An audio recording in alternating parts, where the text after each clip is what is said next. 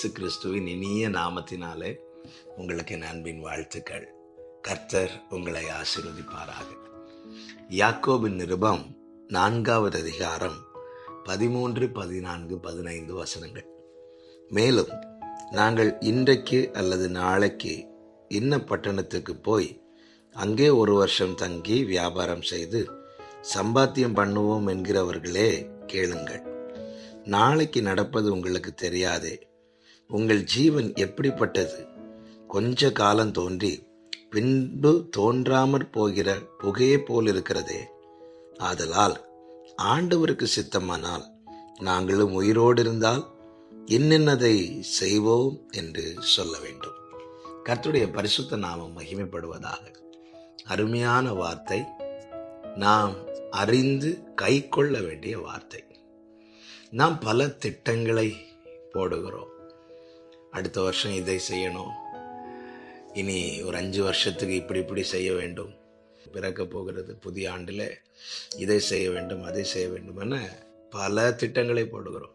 ஊழியக்காரர்கள் ஊழியங்களுக்கு அடுத்த காரியங்களில் திட்டம் போடுகிறார்கள். பிஸ்னஸ் பண்ணுறவங்க பிஸ்னஸுக்கு அடுத்த காரியங்களில் திட்டம் பண்ணுகிறார்கள்.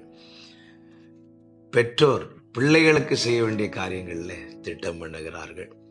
பிள்ளைகளும் எதிர்காலத்துக்கான காரியங்களை திட்டம் பண்ணுகிறார்கள். எல்லாரும் திட்டம் பண்ணுவாங்களான்னு கேட்டால் கிடையாது. சிலர் கண்டுக்கவே மாட்டாங்க. ஆனால் பெரும்பாலும் அநேகர் தங்களுடைய காரியங்களை திட்டம் பண்ணுகிறார்கள். இது தவறா என்று கேட்டால் நிச்சயமா கிடையாது. ஆனால் ஒரு காரியத்தை தேவ பிள்ளைகள் புரிந்து கொள்ள வேண்டும். ஒரு நாள் பிறப்பதை கூட நாம் அறியோம். அடுத்த வருஷம் நான் இதை செய்வேன், அடுத்த வருஷம் நான் இப்படி பண்ணுவேன், நாளைக்கு நான் இதை செய்ய போறேன் என்று சொல்லும்போது ஒன்றை நாம் புரிந்து கொள்ள வேண்டும். நாம் எடுத்து வைக்கிற ஒவ்வொரு அடியுமே அவருடைய கிருபையினால் மட்டுமே. இந்த நாளை நாம் கண்டது தேவனுடைய கிருபையினால்.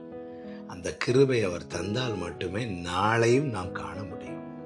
எனவே வேதம் சொல்லுகிறது, நான் போய் ஒரு பட்டணத்துக்கு போய் 1 வருஷம் தங்கி வியாபாரம் செய்து சம்பாத்தியம் பண்ணுவேன் என்றெல்லாம் சொல்லுகிறோமே.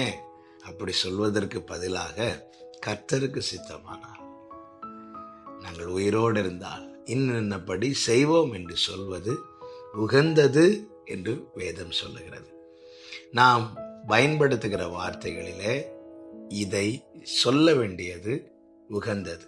எந்த ஒரு காரியத்தை சொல்லும் போதும் கர்த்தருக்கு சித்தமானால் நான் வருவேன், கர்த்தருக்கு சித்தமானால் இந்த காரியத்தை நான் செய்வேன், இன்னென்ன காரியங்கள் செய்ய வேண்டும் என்று தீர்மானித்திருக்கிறேன், கர்த்தருக்கு சித்தமானால் அந்த காரியத்தை செய்வேன். இப்படி சொல்லி பாருங்கள். இப்படி சொல்லும்போது என்ன ஆகும் தெரியுமா? ஒன்று, நாம் நம்முடைய சுயத்தை சாராமல் கர்த்தரை சார்ந்திருப்போம். 2வது, கர்த்தரே காரியத்தை வாய்க்க பண்ணுகிறவர் என்பதை நாம் நம்புவது மாத்திரமல்ல, அதை நாம் அறிக்கை செய்கிறோம். கர்த்தர் இப்படிப்பட்ட காரியங்களை நம்முடைய வாழ்க்கையிலே எதிர்பார்க்கிறார். நாளை என்ன என்பது நமக்கு தெரியாது. எதுவும் நம்முடைய கையில் இல்லை. ஒரு தேவ பிள்ளை புரிந்து கொள்ள வேண்டும்.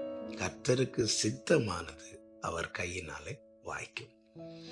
எந்த ஒரு காரியம் வாய்க்கப்பட வேண்டுமானாலும் தேவன் சித்தம் கொள்ள வேண்டும். எனவேதான் நமக்கு எல்லா அனுகூலமா இருக்கலாம், எல்லா வசதிகளும் இருக்கலாம். எல்லா அனுகூலமா எல்லா வசதிகளும் இருக்கிறதுனால நான் இன்னபடி செய்வேன் என்று சொல்லாமல் கர்த்தருக்கு சித்தமானால் இந்த காரியத்தை செய்வேன் என்று சொல்லுவோம். இப்படி சொல்வது உகந்தது என்று வேதம் சொல்லுகிறது. இப்படி பிராக்டிஸ் பண்ணுவோம். இப்படி நாம் செய்யும் போது அந்த இடத்துல நாம் அவரை சார்ந்திருக்கிறோம், அவரை நம்பி இருக்கிறோம்.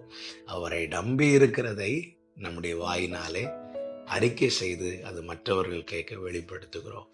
இந்த அனுபவத்திலே வளர கர்த்தர் நம் ஒவ்வொருவருக்கும் கிருபை செய்வாராக. ஜெபிக்கலாமா? எங்கள் நல்ல தகப்பனே, இரக்கமுள்ள பிதாவே, இந்த நாளை காண நீர் சித்தம் கொண்டதுனால நாங்கள் பார்த்துருக்குறோம்ப்பா. எங்கள் வாழ்க்கையில் ஆண்டவரே, ஒவ்வொரு காரியமும் நாங்கள் செய்யறதுக்கு உங்கள் சித்தம் இருந்தால் மட்டும்தான் முடியும். நீர் அனுமதித்தால் மட்டும்தான் முடியும். ஆண்டவரே, உமக்கு சித்தமானால் இன்னபடி செய்வோம் என்று சொல்லி பழகுகிற இந்த நல்ல அனுபவத்தில் எங்களை நடத்துங்கப்பா. இயேசுவின் நாமத்தில் பிதாவே, ஆமென்.